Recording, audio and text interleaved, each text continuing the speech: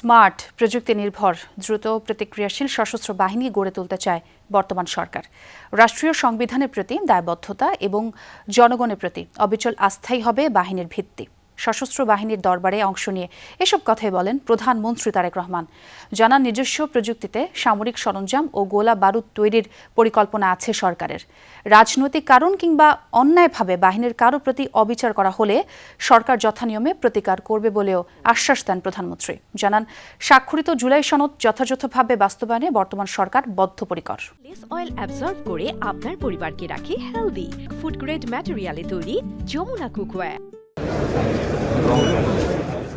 পিতা সাবেক সেনাপ্রধান জিয়াউর রহমান, সেই সূত্রে সেনা পরিবারেরই সন্তান তিনি। সুশৃঙ্খল পরিবেশেই কাটিয়েছেন শৈশব কৈশোর। তবে এবার সম্পূর্ণ ভিন্ন আবহ। প্রথমবারের মতো প্রধানমন্ত্রী হয়ে সশস্ত্র বাহিনীর দরবারে তারেক রহমান।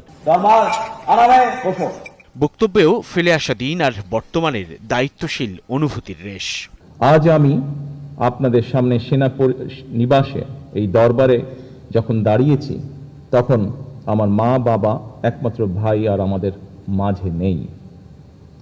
এমনকি আমাদের সকলের স্মৃতি বিজড়িত সেনানিবাসের বাড়িটিও আমাদের কাছ থেকে কেড়ে নেওয়া হয়েছে। প্রধানমন্ত্রী বলেন, জুলাই গণঅভ্যুত্থানে সশস্ত্র বাহিনীর ভূমিকা জনগণকে আশান্বিত করেছে। ফোর্সেস গোলের প্রাথমিক ধারণা বাস্তবায়ন সহ সেনা, নৌ ও বিমান বাহিনীর উন্নয়ন অগ্রগতিতে প্রয়াত রাষ্ট্রপতি জিয়াউর রহমান ও সাবেক প্রধানমন্ত্রী বেগম খালেদা জিয়া গৃহীত নানান কর্মকাণ্ড আর উদ্যোগও তুলে ধরেন প্রধানমন্ত্রী।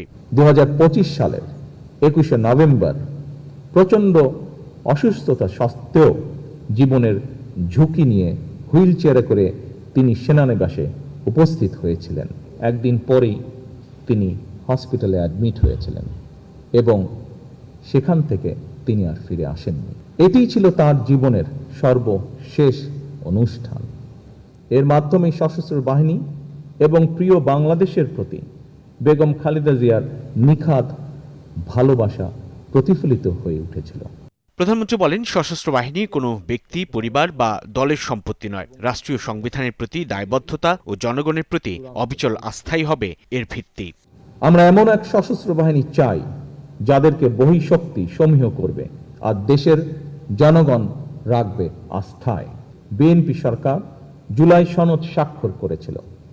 যেভাবে সনদ স্বাক্ষর করা হয়েছে, বর্তমান সরকার স্বাক্ষরিত সনদের প্রতিটি দফা যথাযথভাবে বাস্তবায়ন করতে বদ্ধপরিকর। বলেন, বর্তমান সময়ে যুদ্ধ ও নিরাপত্তার ধরন বদলেছে। তাই সশস্ত্র বাহিনীকে শুধু আধুনিক যুদ্ধ সরঞ্জামে সীমাবদ্ধ না রেখে পেশাগত দক্ষতা ও কৌশলগত জ্ঞানার্জনে জোর দেন তিনি। আমরা এমন সক্ষমতা অর্জন করতে চাই যা কেবল সীমান্ত রক্ষায় সীমাবদ্ধ থাকবে না, বরং আমাদের ক্রেডিবল ডিটারেন্স, সম্ভাব্য প্রতিপক্ষকে আমাদের উপরে আক্রমণ করার চিন্তা থেকে নিরুৎসাহিত করবে। বৈশ্বিক চ্যালেঞ্জ সামনে রেখে জনস্বার্থ ও সার্বভৌমত্ব রক্ষায় আমরা প্রতিরক্ষা নীতিকে সম্পূর্ণভাবে ঢেলে সাজাতে চাই।